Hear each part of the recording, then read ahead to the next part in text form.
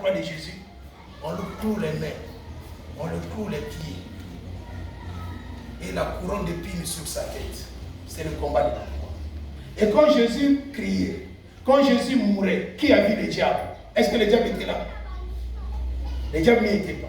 Mais nous comprenons que Genèse 3,16, ce n'était que prophétique. Parce que quand Jésus était à la croix, on a vu que c'était les soldats romains qui le clouaient. On a vu qu'il y avait des spectateurs, il y avait ses apôtres, il y avait les femmes, mais personne n'a vu le diable. Mais pourtant, Genèse dit que c'est un combat entre le serpent et Jésus. Mais quand Jésus va à la croix, personne n'a vu le diable. Mais Jésus a compris la stratégie, comment vaincre le diable. Vaincre le diable, il faut faire comment? Il faut accepter que quelqu'un me soit cloué et les pieds cloués. Quand tu mourras, le diable meurt. D'où la mort de Jésus, c'était une meurtrissure de serpent au talon de Jésus. Amen. Pour que le corps physique de Jésus meure. Amen. Et quand le sang coulera, le diable sera vaincu. Amen. Maintenant, il dit ça, on m'a dit non. Maintenant, on a la couronne par rapport à Amen.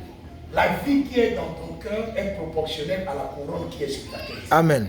Comment s'en débarrasser? Si c'est une couronne de malédiction. Les mains, ce sont les actions. Donc, quand on consacrait les sacrificateurs, on mettait le sang à l'oreille pour l'audition, la bonne audition pour écouter comme un disciple. On mettait le sang à l'épouse de la main droite, le gros orteil du pied gauche. On dit que quand tu écoutes, tu serviras, agiras selon ce que tu écoutes. Et tu marcheras selon ce que tu écoutes. Amen. Maintenant, donc la vie qui est dans ton cœur, parce que le cœur est le moteur de la vie. Le cœur balance le sang à tous les membres pour que les membres soient fonctionnels. Donc la vie des membres dépend de ton cœur. Là où tu veux partir dépend de ton cœur.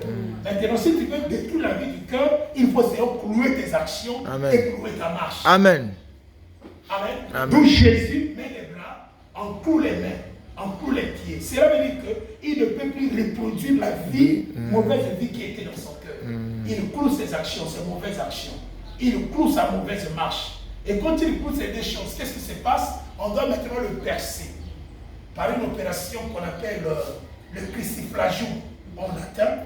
On le perce afin que le sang coule. C'est-à-dire, quand les mains et les pieds sont cloués, automatiquement la vie qui était dans ton cœur va couler. Amen. Et quand cette vie coule, la couronne de malédiction que tu portais quitte ta tête. Amen.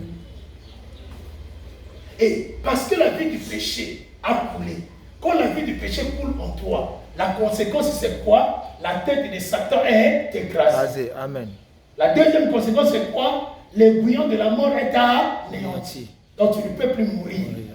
Satan n'a plus le pouvoir sur toi. Automatiquement tu retournes au commencement de la création quand Adam était avant le péché. Amen. Et avant le péché, c'est maintenant Luc 10, 19 qui s'inscrit quand la Bible dit tu marcheras sur les serpents, les scorpions et sur toute la puissance de l'ennemi. Ça veut dire quoi? Le serpent, les scorpions revient sous ton autorité. Amen. Tu as maintenant la suprématie sur ces choses. Amen. Or, au commencement, le diable était compté comme était un type de serpent. Donc, quand tu es restauré par la mort du péché, automatiquement le diable revient sous tes pieds. Amen.